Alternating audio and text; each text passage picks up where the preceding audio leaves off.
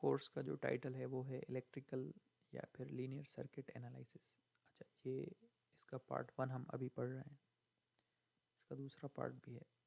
अच्छा, अब पार्ट 1 के लिए या पार्ट 2 के लिए मोस्टली जो मैं बुक फॉलो करूँगा वो है हमारा fundamentals of electric circuits by Charles के अलेक्जेंडर एंड मैथ्यू एनो सडिकू। अच्छा, ये जो बुक पब्लिश किया है वो मैकग्रा हिल वालों ने पब्लिश किया है, और इसकी हम जो एडिशन रेफ़र करेंगे वो 5th एडिशन होगी। वैसे अभी इन्होंने मेरे ख्याल से 6th या 7th एडिशन भी पब्लिश कर दी है। अच्छा, अब टाइटल को अगर हम देखें तो यहाँ पे हमारे पास मेनली 3 वर्ड्स हैं। एक लीनियर है, दूसरा सर्किट है, और तीसरा जो है हमारे पास एनालिसिस है। तो एनालिसिस का क्या मतलब है, सर्किट का क्या मतलब है, और लीनियर का क्या मतलब है, ये तीनों वर्ड्स पहले हम पढ़ेंगे। ठीक है। अच्छा, अब पहले जो है सर्किट, हम बेहतर है कि पहले सर्किट पढ़ लें, क्योंकि एनालिसिस भी हमें सर्किट की करनी है, और जो सर्किट होगा लीनियर भी वो सर्किट ही होगा। ठीक है, तो ये दोनों चीज़ें जो लीनियर है और जो एनालिसिस वर्ड है वो इस सर्किट पे डिपेंड कर रहे हैं। तो सर्किट क्या है? सर्किट जो है inter connection of electrical elements है। अच्छा, अब इंटर कनेक्शन का क्या मतलब है? इंटर कनेक्शन का ये मतलब है कि जो सर्किट में एलिमेंट्स हैं, अब सर्किट में एलिमेंट्स कौन से हो सकते हैं? सर्किट में हमारे पास एलिमेंट्स होते हैं जैसे बैटरी हो गई, लैंप हो गई, वायर्स हो गई, रेजिस्टर्स हो गए, कैपेसिटर्स हो गए, इंडक्टर्स हो गए। ठीक है, ये सारे के सारे हमारे पास इलेक्ट्रिकल एलिमेंट्स हैं। अब इंटर कनेक्शन का क्या मतलब है? इंटर कनेक्शन का ये मतलब है कि जो हमारे पास इलेक्ट्रिकल एलिमेंट्स हैं उनमें जितने भी टर्मिनल्स हैं वो कहीं ना कहीं पे किसी ना किसी और एलिमेंट के साथ, या किसी वायर के साथ, या किसी एनर्जी सोर्स के साथ कनेक्ट होंगे। मतलब किसी भी टर्मिनल को हमें अनअटेम्प्टेड नहीं छोड़ना। अगर हम अनअटेम्प्टेड छोड़ेंगे तो वहाँ पे वो सर्किट कंप्लीट नहीं होगा और करंट फ्लो नहीं होगा। अच्छा, ये अलग बात है कि अगर हम बीच में स्विच लगा देते हैं तो स्विच अगर ऑफ होगा तब भी करंट फ्लो नहीं होगा, लेकिन तब भी वो सर्किट कहलाएगा, क्योंकि वहाँ पे वो स्विच जो है उसके भी 2 टर्मिनल्स हैं, वो भी कहीं ना कहीं पे कनेक्टेड हैं, और स्विच अपना काम कर रहा है कि करंट के फ्लो को रोक रहा है और करंट के फ्लो को जाने दे रहा है।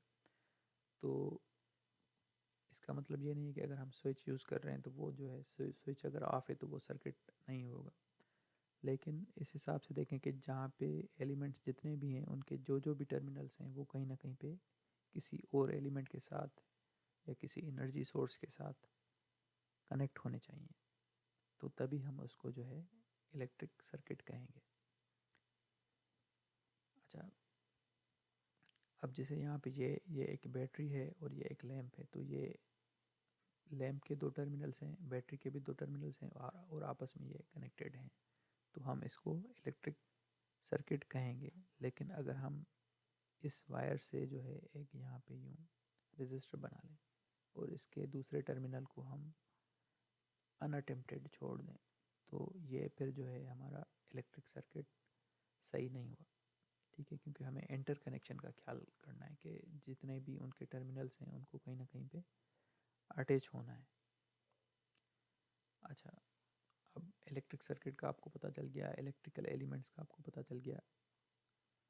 अब जो है लीनियर सर्किट, कौन से सर्किट को हम कहते हैं? अच्छा, लीनियर सर्किट वो होता है जो प्रोपोर्शन को फॉलो करे। ठीक है, कि मतलब इनपुट वोल्टेज अगर हम कम ज़्यादा कर रहे हैं तो आउटपुट पे भी जो वोल्टेज करंट हमें मिल रहा है वो भी उसी प्रोपोर्शन के साथ कम ज़्यादा हो। जैसे सपोज़ कर लें कि अगर ये 12 वोल्ट की बैटरी है और अगर हमें यहाँ पे 1 एम्पियर करंट मिल रहा है इस सर्किट में, सही है, तो अगर हम 12 को अगर हम 24 कर दें, मतलब वोल्टेज को डबल कर दें, तो वो जो 1 एम्पियर था वो भी डबल होके 2 एम्पियर होना चाहिए। या फिर अगर हम 12 वोल्ट को 6 वोल्ट में कन्वर्ट कर दें तो जहाँ पे जो करंट था 1 एम्पियर का वो भी हाफ होना चाहिए, वो जो है 0.5 एम्पियर होना चाहिए। तो अगर इस तरह के सर्किट्स हैं हमारे पास तो उनको हम लीनियर सर्किट्स कहते हैं। और वैसे जो पार्ट 1 है और पार्ट 2 है उसमें जो भी हम सर्किट सारे पढ़ते हैं वो मोस्टली लीनियर सर्किट्स ही होते हैं, तभी जो है इस कोर्स का नाम जो है हमारा लीनियर सर्किट्स होता है। अच्छा, हो सकता है कि कहीं ना कहीं पे मतलब हम नॉन लीनियर सर्किट्स भी कहीं पे आ जाएं, लेकिन मोस्टली हमारे सारे के सारे सर्किट्स लीनियर ही होंगे। अच्छा, अब एनालिसिस का क्या मतलब होगा कि हम जो इनपुट दे रहे हैं कुछ हम सर्किट में इनपुट दे रहे हैं, जैसे ये एनर्जी सोर्स बैटरी है, हम कुछ वोल्टेज प्रोवाइड कर रहे हैं और आउटपुट पे हम चेक कर सकते हैं लैंप पे कि कितनी वोल्टेज आ रही है या कितना करंट वहाँ पे फ्लो हो रहा है। तो इस तरह के प्रोसीजर को हम एनालिसिस कहते हैं कि हम कुछ इनपुट पे दे रहे हैं और कुछ आउटपुट पे फाइंड आउट कर रहे हैं। अच्छा, ये तो बहुत सिंपल सर्किट है। हमारे पास आगे मतलब काफ़ी कॉम्प्लेक्स सर्किट्स होंगे तो वो होगी हमारी मतलब एक्चुअल एनालिसिस। ये भी एनालिसिस है लेकिन ये बिल्कुल सिंपल सर्किट है। ठीक है। अच्छा, हम जो कोर्स 1 में सर्किट्स पढ़ेंगे वो मोस्टली हमारे पास रेजिस्टिव सर्किट्स होंगे, और पार्ट 1 में हमारे पास जो एनर्जी सोर्सेज होंगे वो तकरीबन सारे के सारे डीसी सोर्सेज होंगे। वो डीसी जो है वोल्टेज सोर्स भी हो सकता है, डीसी जो है करंट सोर्स भी हो सकता है। अच्छा, पार्ट 2 में फिर हमारे पास कुछ एडवांस्ड सर्किट्स होंगे, जैसे उनमें हमारे पास कैपेसिटर भी होगा, इंडक्टर भी होगा, रेजिस्टर भी होगा, उनकी कोई मुख्तलिफ़ किस्म की कॉम्बिनेशंस भी होंगी, ओपेम भी हम पढ़ेंगे। और जो है हम वहाँ पे एनर्जी सोर्सेज जो यूज़ करेंगे वो डीसी भी होंगे, कहीं पे एसी भी होंगे, और दूसरे किस्म के इनपुट्स भी होंगे, जैसे इम्पल्स इनपुट हो गया या स्टेप इनपुट हो गया। ठीक है। अच्छा, अब यहाँ पे पार्ट 1 को हम अगर फोकस में रखें तो फिर हम रेजिस्टिव सर्किट्स पढ़ेंगे और हमारे पास जो एनर्जी सोर्सेज होंगे वो डीसी सोर्सेज होंगे। अब रेजिस्टर्स की सीरीज़ कॉम्बिनेशन, पैरेलल कॉम्बिनेशन, या फिर उनमें से मतलब उनको मिला के एक हाइब्रिड कॉम्बिनेशन भी बनती है। ठीक है।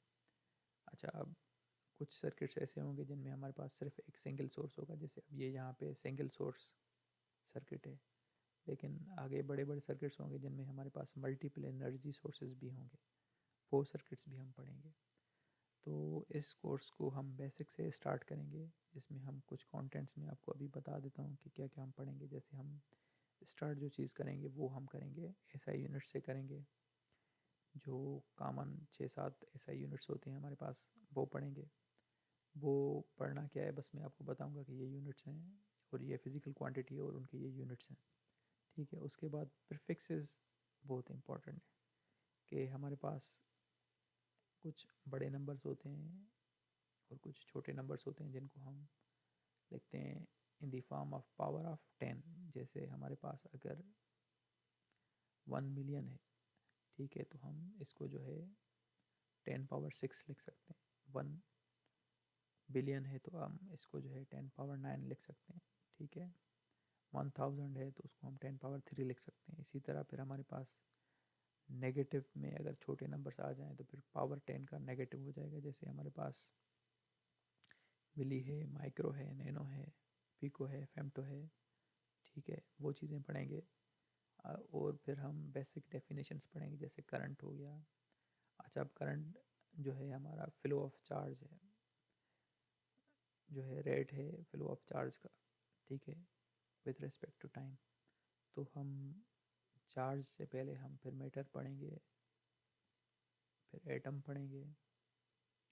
एटम के सब एटमिक पार्टिकल्स हैं वो पढ़ेंगे। ठीक है। तो सब एटमिक पार्टिकल्स में हमारे पास जो एटम में हैं इलेक्ट्रॉन्स, उनकी वजह से जो हमारे पास ये करंट फ्लो हो रहा है। तो फिर उसके बाद हम फिर करंट की डेफिनेशन पे आ जाएंगे। फिर हम वोल्टेज पढ़ेंगे, एनर्जी पढ़ेंगे, पावर पढ़ेंगे। ठीक है। अच्छा, फिर हम जो है ये जो एनर्जी सोर्सेज हैं, ये कुछ डिपेंडेंट एनर्जी सोर्सेज होते हैं, कुछ इंडिपेंडेंट एनर्जी सोर्सेज होते हैं, वो हम पढ़ेंगे। ठीक है। उसके बाद बेसिक लॉज पढ़ेंगे कि ओहम्स लॉ क्या है, जैसे यहाँ पे इस सर्किट में हमारे पास ओहम्स लॉ अप्लाई हो रहा है।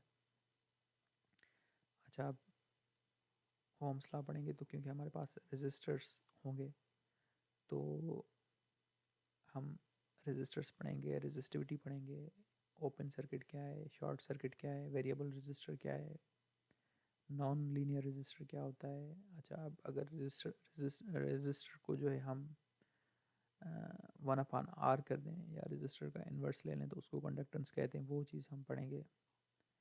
ठीक है। अच्छा, फिर रेजिस्टिव सर्किट्स में पावर पावर कितना डिसिपेट हो रहा है, और यहाँ पे ब्रांच कौन सी है, नोड कौन सा है, लूप कौन सा है। ठीक है, सर्किट जो भी हम पढ़ेंगे उसमें ये चीज़ें देखेंगे कि क्या क्या है। अच्छा, उसके बाद जो है हम सीरीज सर्किट्स होंगे, पैरेलल सर्किट्स होंगे। फिर हम जो है ओम्स लॉ के बाद फिर हमारे पास दो और लॉज हैं, Kirchhoff's current law, Kirchhoff's voltage law, जिनको हम शॉर्ट फॉर्म में केसीएल और केवीएल कहते हैं। तो ये तीन लॉज हैं मेन, जो कि आगे काफ़ी मतलब हेल्पफुल हैं और मतलब यूज़ होते ही रहेंगे सर्किट एनालिसिस में। ठीक है। अच्छा, उसके बाद फिर हम जो है अगर बहुत कॉम्प्लेक्स सर्किट्स होंगे तो फिर हम वहाँ पे नोडल एनालिसिस और मैश एनालिसिस यूज़ करेंगे।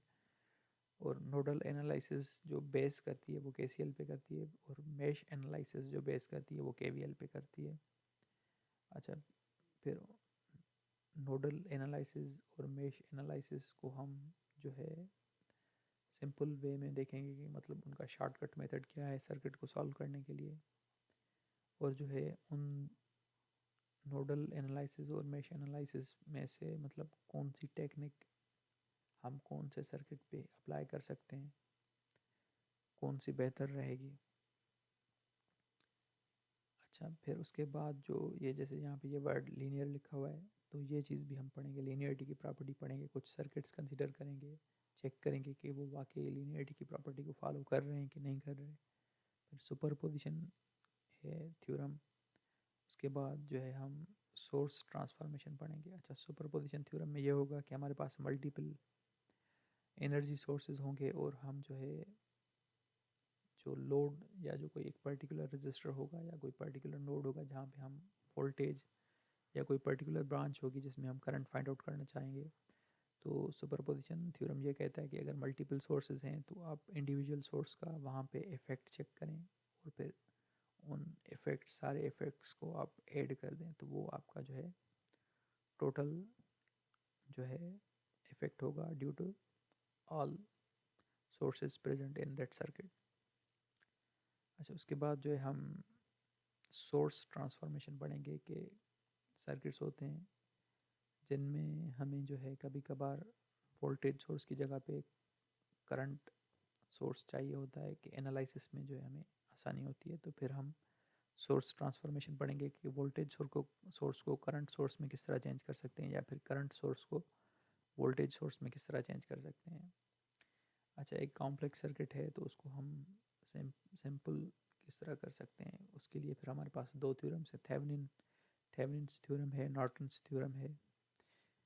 उसके बाद फिर हमारे पास मैक्सिमम पावर ट्रांसफ़र थ्योरम है कि हमारे पास जो लोड है हमें मतलब ये चेक करना है कि इस पे हमें अगर मैक्सिमम पावर ट्रांसफ़र करना है तो वो कौन सी सिचुएशन में हो सकता है, तो वो मैक्सिमम पावर ट्रांसफ़र हमें बता रहा है, पावर ट्रांसफ़र थ्योरम हमें बता रहा है कि वो कब होगा, वो भी हम पढ़ेंगे। ठीक है, तो ये जो है हमारे पास सारे ये कंटेंट्स हैं जो कि हमें पढ़ने हैं। तो फिर हम स्टार्ट जो है करेंगे बिल्कुल बेसिक से। ठीक है।